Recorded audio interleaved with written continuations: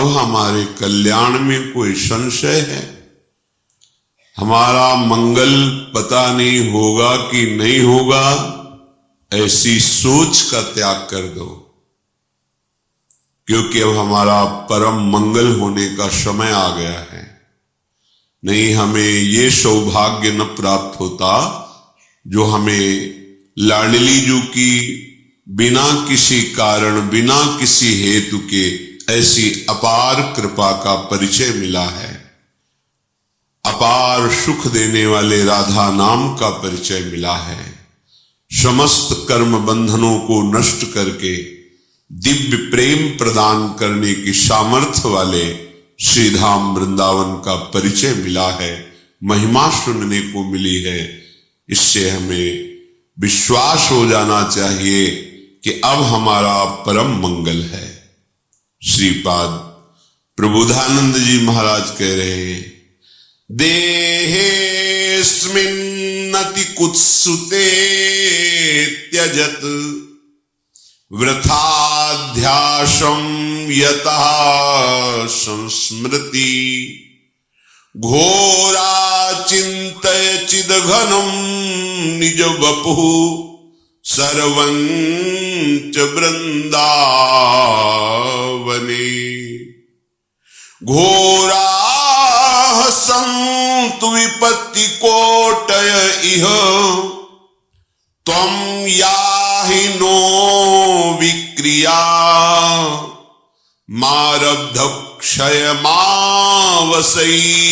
तददथ तन्नाथौ सदा खेलय। हे भाई, देहेस्मिन्नति कुत्सिते त्यज व्यथाध्यासं यतः संस्मृति। ये जो तुम देह को बहुत अच्छा मान रहे हो, इससे बहुत ममता कर लिए हो, इसे अहम में बैठा लिए हो कि मैं स्त्री, मैं पुरुष, मैं कर्ता, मैं भोक्ता, ये तुम्हारे मलिन विचार हैं। अज्ञान के द्वारा मलिनता हो जाने पर इस शरीर में अहम बुद्धि हो जाती है, मम बुद्धि हो जाती है। ये मैं शरीर हूं, शरीर मेरा है, ऐसी अहमता ममता हो जाती है। इसी में सारे के सारे कुत्सित विकार रहते हैं, सारे के सारे पापाचरण इसी भाव में रहते हैं। देहेस्मिन्नति कुत्सिते त्यज। अब तुम्हें उपदेश कर रहे हैं श्रीपाद कि इस भाव को त्यागना होगा। देखो, कल किसी ने प्रश्न किया, ये ब्रह्मांड का सृजन, लय, ये सब, तुम हो कहां, तुम्हारी स्थिति कहां है? सुन सुना के, पढ़ पढ़ा के प्रश्न कर लेना या उत्तर दे लेना ये अलग बातें हैं। अनुभूति करना ये सबसे अलग बात है। इतना हम देह भाव में मगन हो गए हैं, तन्मय हो गए हैं कि ऐसा हमें भान ही नहीं होता कि मैं शरीर नहीं हूं। 3.5 हाथ के शरीर में अपने हाथ से ना आप रह रहे हैं, फिर भी आपको अपना परिचय नहीं है। बहुत ज्ञानी बनते हो, बहुत प्रश्नकर्ता बनते हो, ऐसा लगता है कि तुम्हें सब शास्त्रों का ज्ञान हो गया है। पर हम और कुछ ज्यादा जानने की बात नहीं कहते। तुम अपने को जान लो, फिर सबको जान जाओगे। जानो अपने को। अपने को तो तुम देह माने हुए हो, अपने को तो तुम बुद्धि माने हुए हो। मैं बुद्धिमान, मैं ज्ञानवान, फिर तुम हो क्या? जब तुम अपना निर्णय नहीं कर पा रहे तो ब्रह्मांड का निर्णय क्या कर पाओगे? ये जब तक देह भाव है तब तक केवल सद असद क्रियाएं होती रहती है। ध्यान देना हमारी बात पर। उसे ब्रह्मानुभूति या भगवदानंद की छाया भी अनुभव में नहीं आएगी। यह अध्यात्म है, ये बुद्धि की धरा से नहीं, ये बुद्धि के लय होने पर होती है। और जितना ऐसा बुद्धि की ही ये चालबाजी है, जब तक हमारी बुद्धि तत्व में लय नहीं हो जाती, ब्रह्ममय नहीं हो जाती, भगवतमय नहीं हो जाती, तब तक विशुद्ध ज्ञान, परम शांति, परम सुख, परमानंद, ये सब केवल बातों में रहता है, अनुभूति में नहीं आता। इसलिए आदेश करते हैं, यदि तुम्हें सत्संग मिला है तो कम से कम थोड़ा तो विचार करना शुरू करो कि ये शरीर मैं नहीं हूं,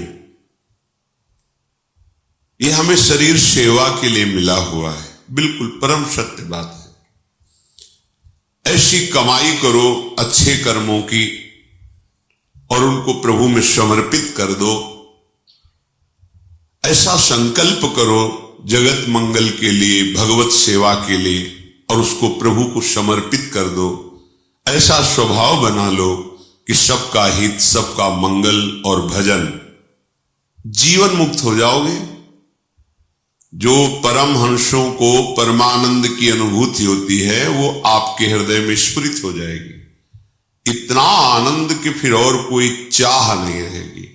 जैसे कोई तुम्हें जबरदस्ती विष खवावे तो तुम्हें कैसा लगेगा, उसके प्रति तुम्हारी कैसी भावना बनेगी।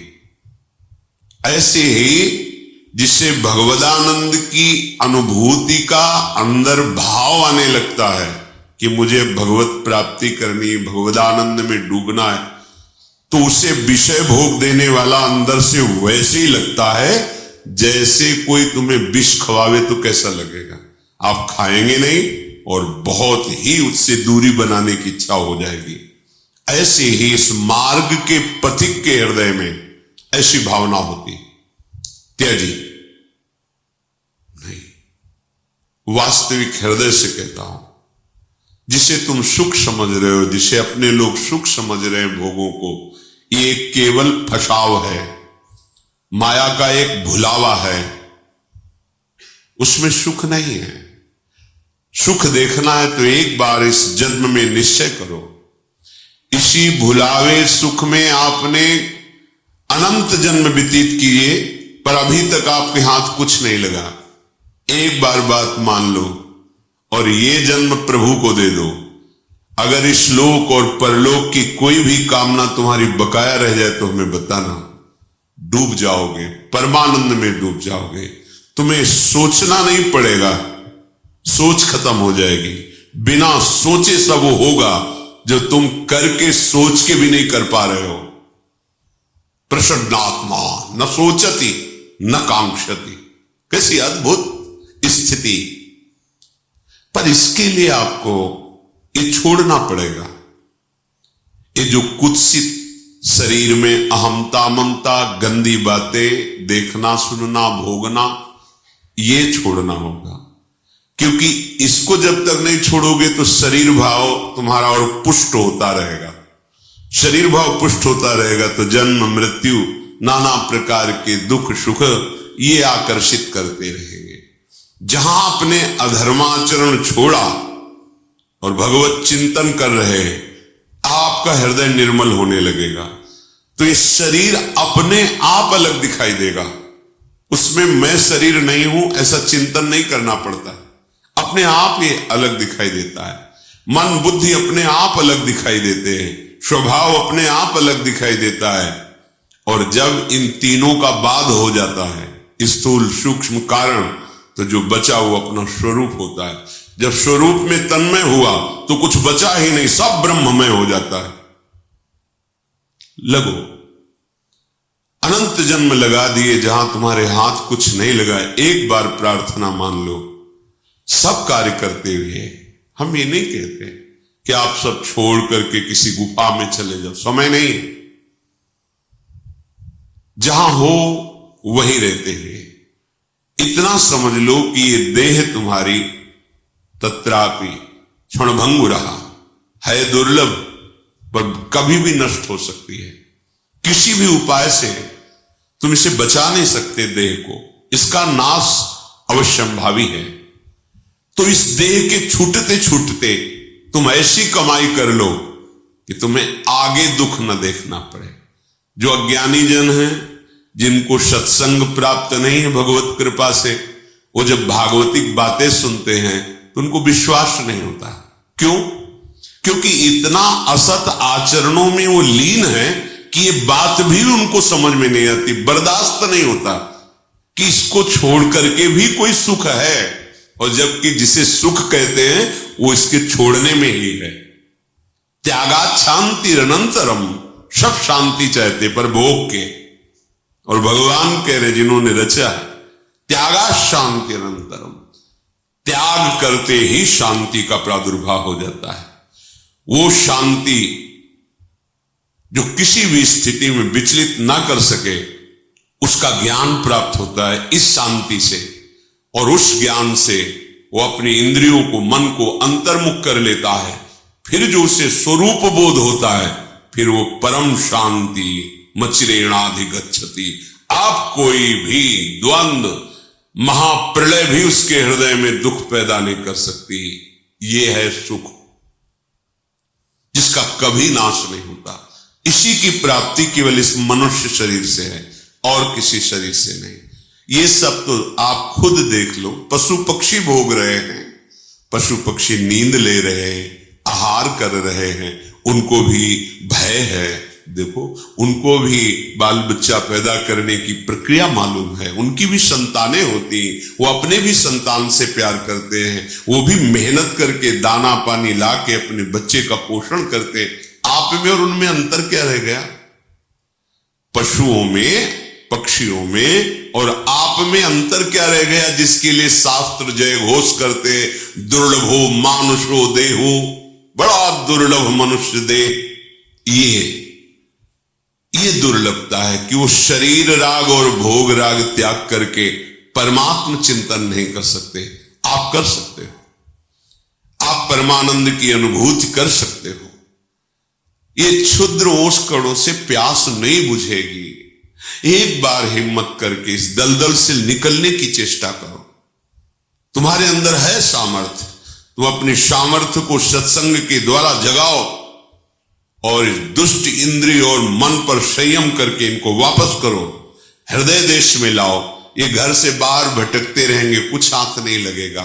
मना खष्टान इंद्रियाणी प्रकृति स्थानी करसती, ये घसीटते चले जाएंगे जहां अंत नहीं, ऐसी माया में लौटा लो।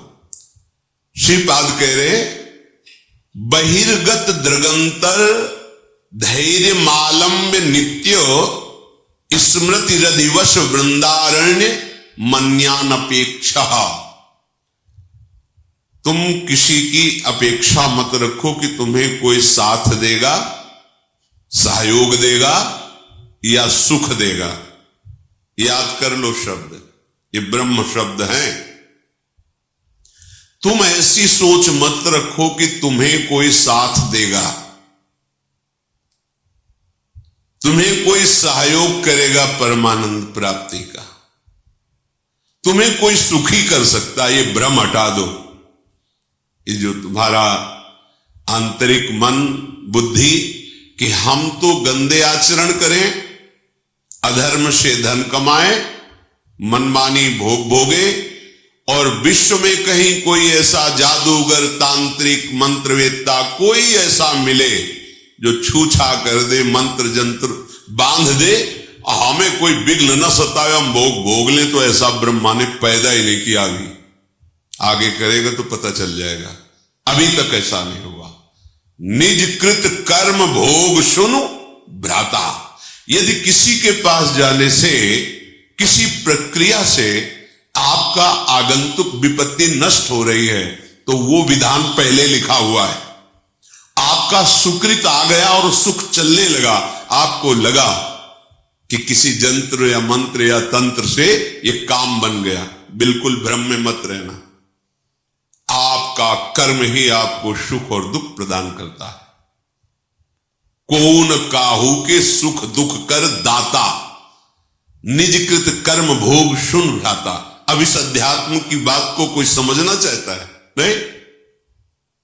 कोई ऐसा हवन कर दो, कोई ऐसा मंत्र, कोई ऐसा जंत्र, कोई ऐसा तंत्र, तुम तपस्या करके कोई ऐसा जंत्र बांध दो, कोई ऐसा मंत्र प्रयोग कर दो जिससे मैं सुखी हो जाऊं। फिर कह रहा हूं, ऐसा ब्रह्मा सृष्टि में रचा ही नहीं है।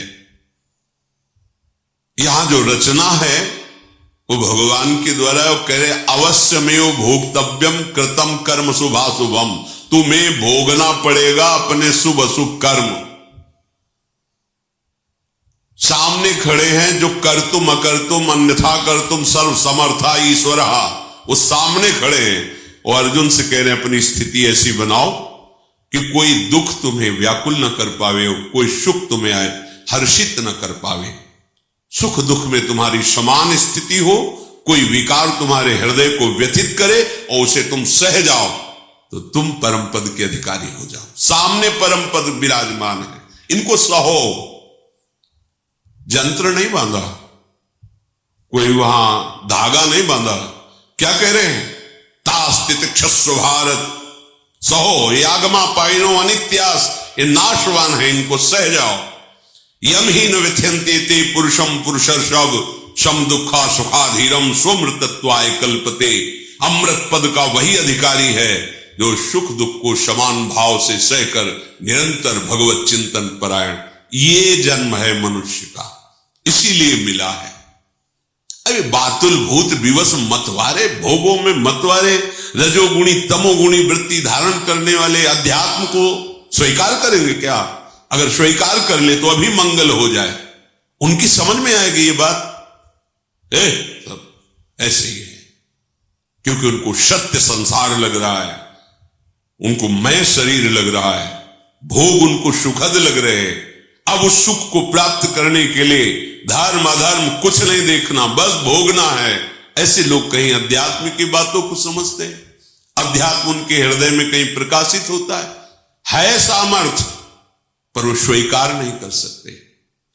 इसलिए बहिर्गत दृगंतर धैर्य मालंब, ये बाहरी दृष्टि छोड़ो, धैर्य पूर्वक चलो। इस मार्ग में या इस जन्म में जो हमें भगवदानंद की प्राप्ति करनी, बहुत हिम्मत वाला बनना है, बहुत सहनशील बनना है, बहुत धैर्यवान बनना है।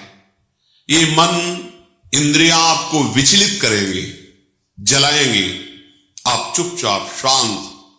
एक अंतर की बात कह रहे हैं, कामादि दोषों को शमन करने की अनुभूत बात। आप किसी से कहो मत कि मुझे कोई विकार आ रहा है, मेरी बात मान लेना। ये हम अपने हृदय की बात कहते हैं, किसी से भी मत कहो कि मेरे अंदर विकार आ रहा है। उससे क्या होगा? जब आप किसी से कहते हो, स्वीकार कर लेते हैं कि मेरे अंदर काम बहुत पीड़ा पहुंचा रहा है, तो उसकी सत्ता दृढ़ हो जाती है। ये तुम्हारी समझ में नहीं आएगी बात।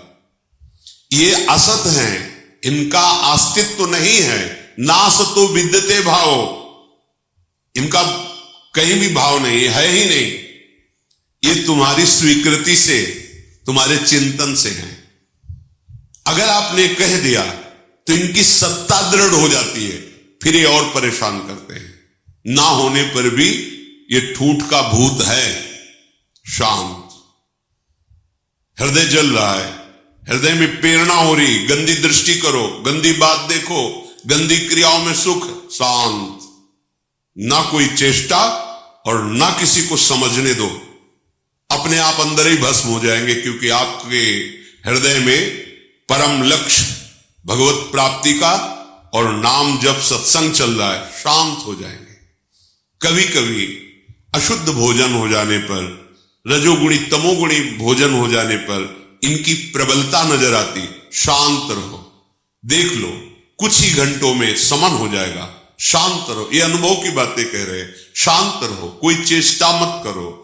भजन बने बने लेट जाओ, सो जाओ चुपचाप, कुसंग मत करो। कुछ ही घंटों में अपने आप वो गुण टिकेगा नहीं जो तमोगुण रजोगुण भोग वासना पैदा कर, शांत हो जाएगा। अगर कोई चेष्टा की, अगर कोई बाहरी वृत्ति वस्तु व्यक्ति स्थान का संयोग बनाया, वो संस्कार दृढ़ हो जाएंगे और आपको भोगों में सुख है ऐसा निश्चय हो जाएगा। भारी पतन होना शुरू हो गया। बहिर्गत दृगंतर धैर्य मालम्य, धैर्य पूर्वक सह जाओ, धैर्य का सहारा लो। कोई तुम्हें सता नहीं सकता, थोड़ा जलन बर्दाश्त करो। दोनों तरफ जलन है थोड़ी देर। ये मध्य में खड़े, इधर परमार्थ है अध्यात्म, इधर है मायामय मार्ग। इसमें प्रारंभ से लेके अंत तक जलन बढ़ती चली जाएगी माया में भोग वासना। और ये परमार्थ मार्ग, इसमें थोड़ी दूर तक बहुत जलन है। क्यों? क्योंकि पूर्वाभ्यास भोगों के भोगने में सुख है, ऐसा हमने क्रियाएं की है, ऐसा हमने चिंतन किया है, ऐसी हमने सोच बैठा रखी। अब वो जब उधर की तरफ से रोका जाता है तो जलन पैदा करते हैं। उस जलन को सह जाना ही तपस्या कहते हैं, ताप को सहना तप कहते हैं। अपने संयम नियम पूर्वक भगवत मार्ग को पुष्ट करने के लिए जो जलन प्राप्त होती, उसे सह जाना, वो महात्मा हो जाता है। ये थोड़ी दूर जलन के बाद अमृत में शांति है, और इसमें थोड़ा सुखद भाव आने के बाद सदैव जलन ही जलन है। अब जब दोनों तरफ देख रहे हैं कि हमें मरना ही है, जलना ही है, तो हम भोग करके जलन को बढ़ाने वाले मार्ग में नहीं जाते। भोग त्याग करके थोड़ी जलन सह के परम शांति के मार्ग में जाते। ये विवेकवान का निर्णय है। यदि आप ऐसे ही मन को छूट देते रहे, इंद्रियों को छूट में दे से, तो सहा नहीं जा रहा।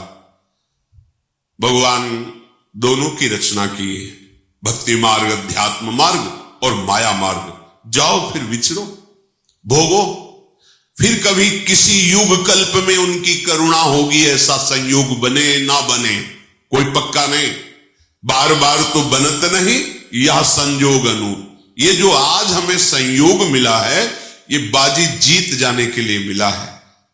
वृंदावन धाम रसिकों का संग, प्रिया प्रीतम की उपासना, राधा नाम। अरे एक रजकण अत्यंत दुर्लभ वस्तु, जहां हम बैठे हैं, अपने लोग माइक वस्तुओं पर महत्व रखने वाले इस महामहिम वृंदावन की रज रानी का क्या महत्व जाने।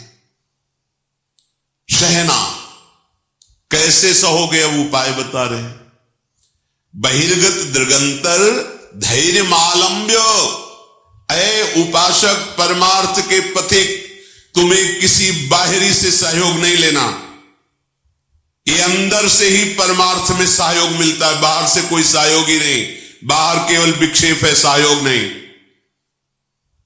पक्का ये हमारे दोस्त है, परमार्थ में सहयोग करेंगे, इतना चिंतन होना ही विक्षेप हो गया। अपने आराध्य देव से अन्य आश्रय नहीं, केवल हमारे साधन श्यामा श्याम, हमारे साध्य श्यामा श्याम। समझो, अध्यात्म को समझो। सब में भगवत बुद्धि, सबकी सेवा, सबकी अर्चना वंदना, कोई परेशानी नहीं। सहयोगी श्यामा श्याम, दूसरा नहीं। ये अंदर बैठा लो, बहुत निश्चिंत हो जाओगे। अब हमारे अंदर धैर्य आएगा, क्योंकि हमने बहुत बड़े का आश्रय लिया है। ये अंदर का विषय होता है। बहुत बहुत मंगलमयी बात।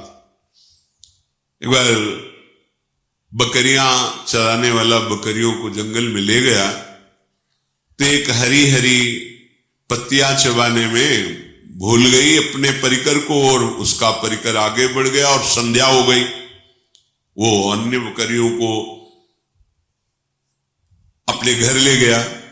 एक बकरी जो जंगल में रह गई, अब वो घबरा गई। जब उससे चेतना बाह्य आई कि अरे मैं तो सबसे बिछुड़ गई, तो पास में नदी थी, सोचा चलो यहां जल पी लेते हैं, फिर जो होगा जैसा होगा। जल पीने गई तो उसने देखा एक बहुत मजबूत पंजा ऐसे दिखाई दे रहा है। तो सोचा किसी बलवान का पंजा है। जल पी ही रही थी कि भेड़िया आ गया। भेड़िए ने आवाज दी, बकरी ने अपनी हिम्मत दिखाई और उस पंजे के पास खड़ी हो गई और कहा, देखते हो ये पंजे का हमने सहारा लिया है। उसने देखा पंजा तो बबर शेर का, भागा कि आसपास कहीं होगा वो, और वो इससे मित्रता की, भागा। अब तो उसको और प्रमाण मिल गया, जो भी आए उसको बस वो पंजा दिखा दे दो। बकरी के शरीर की गंध से जो मांसाहारी पशु वो आए, आखिरी में जो सिंह स्वयं जल पीने आया, रईस हमारी तरफ देखना मत, ये पंजा देख रहे हो, मैं संध्या से अभी तक इसी के सहारे बैठी हूं, किसी ने मेरी तरफ आंख भी नहीं उठाई। उनका तुम चिंता भी मत करो, अब कोई आंख भी नहीं उठाएगा, क्योंकि पंजा मेरा है। जब तुमने मेरा आश्रय ले लिया तो इस जंगल में कोई, तुम समझ रहे हो इसका उदाहरण? अगर आप प्रणत कामदम प्रभु के चरणों का आश्रय लिए हैं तो कोई भी आपका बाल बांका नहीं कर सकता। सबसे महाबली प्रभु श्री हरि के चरणारविंद हैं। विश्वास का मार्ग है ये, अगर विश्वास नहीं तो भटकना पड़ेगा। हित ध्रुव जो विश्वास है तब ही सुधरे बात, नातर माया पंथ में फिरे जो टक्कर खात। हर क्षण वो रक्षा करते, हर क्षण हर पल, स्वप्न में भी दुख नहीं होने देते। एक दिन देखा स्वप्न में चारों तरफ से समुद्र उफान कर रहा है, भारी वर्षा हो रही, नगर डूबते चले जा रहे, उनमें हम भी सब डूबते चले जा। अभी घबराहट पैदा हुई, स्वप्न है, घबराहट एकदम पैदा हुई। एक बालक इतना बड़ा जाता है, अंगुली पकड़ता है, चलो हमें वो मार्ग पता है जहां ये समुद्र तुम्हें डुबो नहीं पाएगा, दौड़ो हमारे साथ। अचानक ऐसे ऊंचे स्थान पर ले जाता है, आप बिल्कुल निश्चिंत रहो, यहां कोई भी पानी नहीं आ सकता। आंख खुली एकदम, इतना डर। अगर देखो स्वप्न में भी डर नहीं पैदा होने देते, स्वप्न में भी दुख पैदा नहीं। शरणागत वत्सल भगवान स्वप्न में भी दुख, फिर जागृत की क्या कहे, आश्रय लेके तो देखो। बहिर्गत दृगंतर धैर्य मालंबो, सहारा लो किसका, प्रभु का, और धैर्य धारण करो, सहना सीख जाओ। कैसे आप सह पाओगे, इसके लिए उपाय नित्य स्मृति, नित्य निरंतर भगवान की स्मृति। ये बहुत बड़ी स्मरण, बहुत बड़ी उपलब्धि है। ये बाहरी साधनों की बात यहां नहीं कह रहे हैं, स्मृति सिर्फ अंदर की बात होती है। माला जपना जप कहलाता है, बाहरी कष्ट सहना तप कहलाता है। साफ पवित्र क्रियाएं हैं, भागवतिक क्रियाएं हैं, शुभ क्रियाएं हैं, अशुभ क्रियाएं हैं, बहुत सब। यहां एक शब्द केवल बोला गया, श्रीपाद कह रहे नित्य स्मृति। गीता जी का फल भी अर्जुन को जो मिला तो नष्टो मोहा स्मृतिर लब्धा त्वत्प्रसादान्मयात्, ये स्मृति बहुत जोर की उपलब्धि है। मानो साधना का फल है अखंड स्मृति, बहुत बड़ी। यस्य स्मरण मात्रेण जन्म संसार बंधनात् विमुच्यते, जिनका स्मरण जन्म मरण से मुक्ति दिला देता है। हरि स्मृति सर्व विपद विमोक्षणम, कोई भी विपत्ति तुम्हें दुखी नहीं कर सकती, गिरा नहीं सकती, फंसा नहीं सकती, निराश नहीं कर सकती।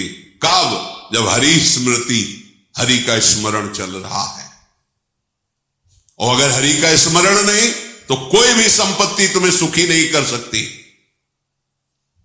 शंकर साहस विष्णु अज तो ही सकहिन राख राम कर द्रोही। का हनुमंत विपति प्रभु सोई, जो तो सुमिरन भजन न होई। स्मृति रात दिन अपनी प्यारी जो प्यारे जो के नाम की स्मृति, रूप की स्मृति, लीला गुण की स्मृति, धाम की स्मृति, भगवत प्रेमी महात्माओं की स्मृति। जिनको नाम लेत दुख छूटत, सुख लूटत तिन संगति।